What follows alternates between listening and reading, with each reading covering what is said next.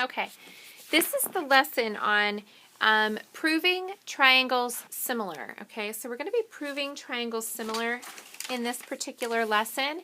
And you can see I've already sort of filled in a little bit of the note sheet, not all of it, but a little bit of it. This particular lesson starts off with the three similarity theorems: angle-angle similarity, side-angle-side similarity, and side-side-side similarity, okay?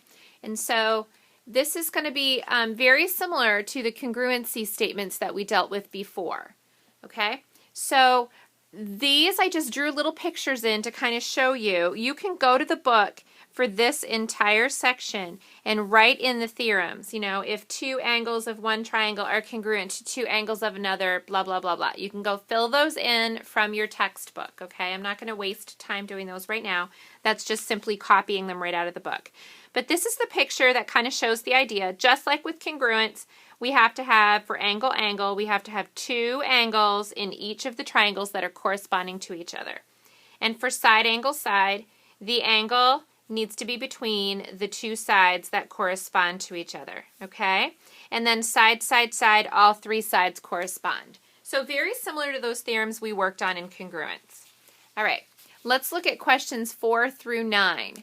These come directly out of your book, so I just already drew the pictures into the boxes right directly from what they look like in the book. So you can always go to the book, follow along, and do them as well. So if you want to pause the video at this point and draw these boxes in, draw these pictures in, and then play the video and finish the problems, then you certainly could do that. Here's number 4. So we talked earlier in the school year about what happens when we have these markings that mean parallel lines. Parallel lines give us a certain kind of angle. We call these alternate and interior angles. So they're on the opposite side of the transversal and they're congruent to each other. And the same thing with these two. So I'm going to mark these with 2 tick marks. These two. They are also congruent to each other. So I have 2 angles congruent to each other by alternate interior because of alternate interior angles. Now, I have enough to say that yes, these 2 angles are congruent or similar by the angle-angle similarity postulate. So I don't have to do anything else, but if you notice, I could also add in vertical angles here if I wanted to, and I would still have angle-angle similarity, but I actually have all 3, not just 2. I only needed 2 to prove it, but I did have all 3. Okay, in this particular picture, it looks like I have 2 right angles, and it looks like maybe the other angles could be the same. I don't know, but I do need to know whether the sides are proportional or not, because if the sides are not proportional, then the 2 triangles are not similar. So I'm going to set this up 6 is to 3 as 10 is to 4. You'll notice I always go in the same direction. If I start left and go right, then I have to do that with the second set. 6 divided by 3 is 2, and if I divide these by 2, I get 5 over 4, and that is not equal to 2. And since these 2 do not equal each other, the answer is no. The triangles cannot be similar because the sides are not proportional. Okay, on to number 6. Again, let's check the sides. Now you'll notice that I took these 2 triangles apart, very similar to what we were doing in the congruency chapter. It's easier if you take them apart. So you take the little triangle at the top, this one, and you redraw it over here. 20 and 25 are the side lengths. The 45 comes from taking that 20 and adding it to the 25 that was here. And now the total for the giant triangle is 45 on that side. And then again, add the 25 and the 35 over here, and you get 55 on this side. Okay? So 20 is to 45. Divide those both by 5, and I get 4/9. And then I'm going to take 25 is to 55, and I'm going to divide those both by 5, and I'm going to get 5/11. And they do not equal each other, so again, no, because the sides are not proportional.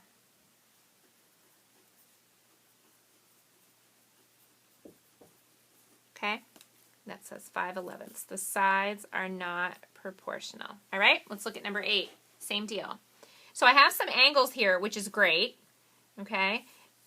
Like in this one, if the sides had been proportional, I could have said side, angle, side, and side, angle, side, but they weren't. So I'm going to look over here. You'll notice there's this mixed number in here, and I know how much everyone hates dealing with fractions. So let's see if we can avoid it in some way.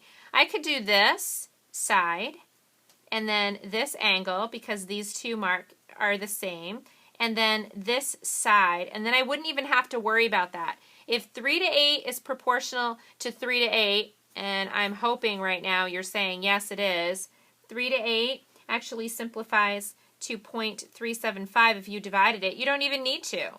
3 to 8 is certainly going to equal the same thing as 3 to 8, and I have the angle between them, so I'm going to say yes because of side, angle, side similarity, and I don't even need to check the 2 to 5 1/3. Okay, I don't even need to check that one. Number 8, and by the way, if you did check 2 over 5 1/3, it actually comes out to 0.377, and if you look at the tenths, they're all 0.37. So they would all round up to 0.37, and then you could round them all to 0.38. So they would all actually be fine. All right, let's do the same thing with this one. Since we have the angle between them, let's check side, angle, and side. Again, since it's 8 to 18 and 8 to 18, they're going to equal exactly the same. So this one is yes by side, angle, side. And then I'm going to check number 9. I don't have any angles here, so because I don't have any angles, I'm going to have to check and try to use side, side, side similarity. So I need all 3 sides to match up. 22 is to 32, 40 is to 60, and 30 is to 45. Now, those don't look all that proportional. You should probably check the ones in the book. Cross this out. Now I have 4 over 6. I could divide those both by 2, and that gives me 2/3. Okay? Divide this by 11, and I get 2 over, oh, sorry, I didn't mean to divide by 11. I meant to divide by 2. I'm reading my paper wrong. And I get 11 over 16. Doesn't equal 2/3. And then just to be sure, I could check this one, divide them both by 15, and I would get 2 over 3. Okay, so I get 2/3 for 2 of them, but because this is 11/16, no, side's not proportional. All right, let's move on to the second page. Hopefully you're understanding how we're doing this. Again, we're still looking at ones in the book. We're going to be checking out these pages in the book. Page 386, 10 to 15. Okay, here's number 10. It's basically just checking similarity. And so when you look at the picture in number 10, you're going to set up a proportion and then you're going to solve it. So the proportion is x is to 5, you'll have to look at the picture for this, as 4.5 is to 3. And then we're going to solve for x, so we're going to cross multiply. Anytime you're solving a proportion, you cross multiply, okay? So x is to 3, or x times 3 is 3x, and 5 times 4.5 is 22.5, and then divide by 3, and so x equals 7.5. All right, let's look at number 11. Number 11 sort of looks like this. So we have 5, 70 in this corner, and 6 on this side.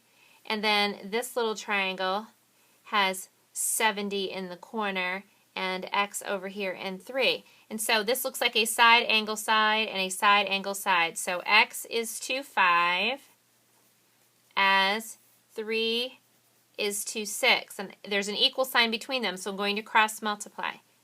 6x equals 15, and then I'm going to divide by 6 and get x equals 2.5. Okay, so we're using proportions to help us solve.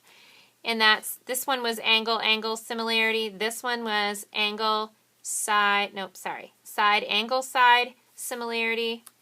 And I'm going to look at number 12, and it's going to be x over 22 equals 14 is to 24. Cross multiply again.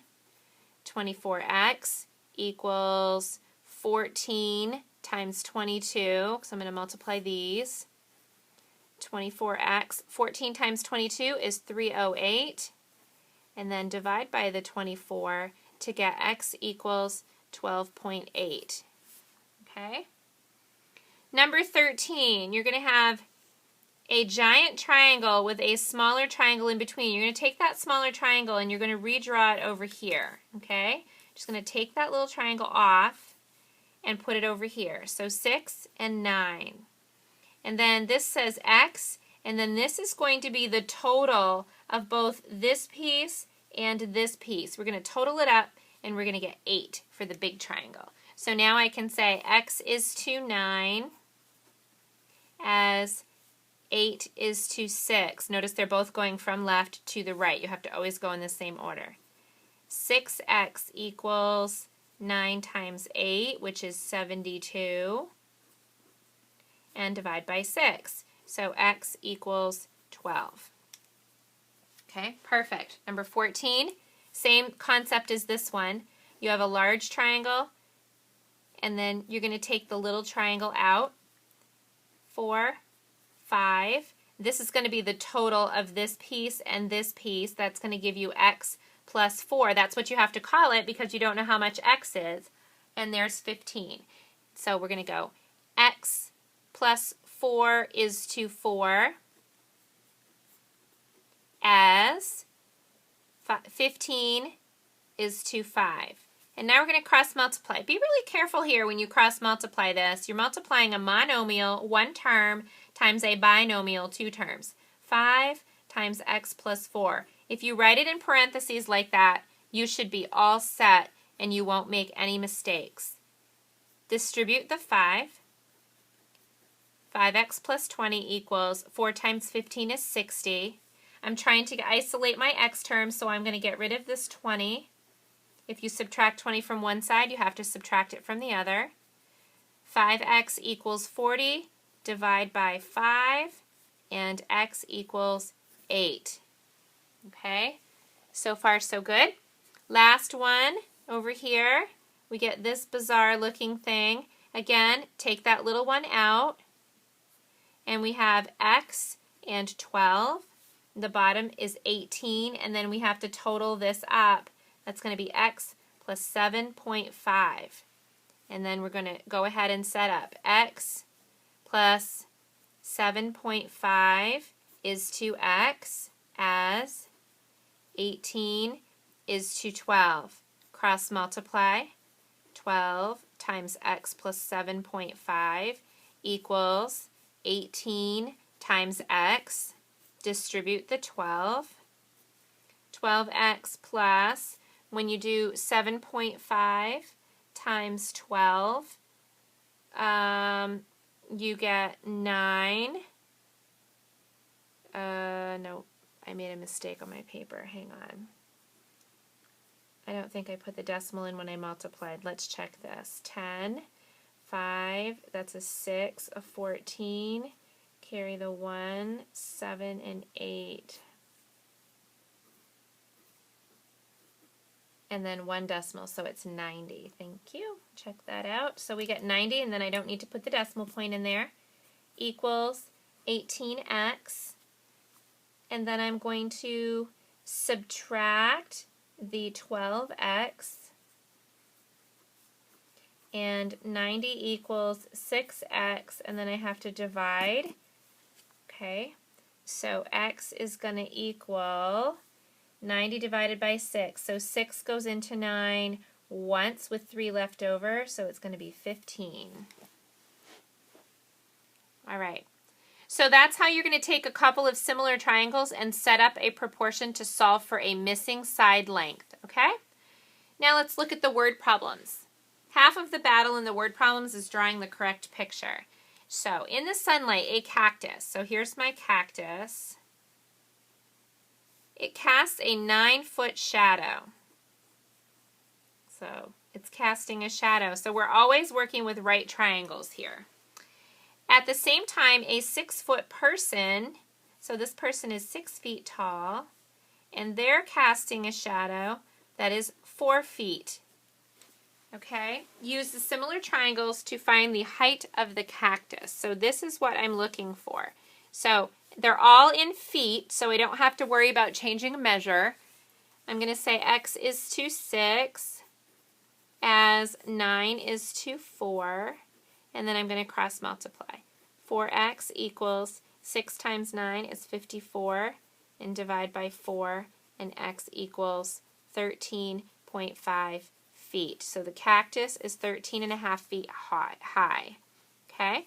This one is challenging to draw, so be very careful. You might want to keep rewinding this one a few times.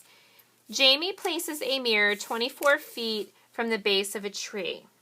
Okay, so here's my tree. And there is a mirror placed 24 feet from one side to the other. And here's my mirror. I'll just put M here to represent the mirror, okay? When she stands 3 feet away from the mirror, so now she's standing 3 feet in, this is where we'll stand her. Okay. It says that she can see the top of the tree reflected in it. So if I kind of drew her a little too tall in relation to the tree. She was practically as tall as the tree.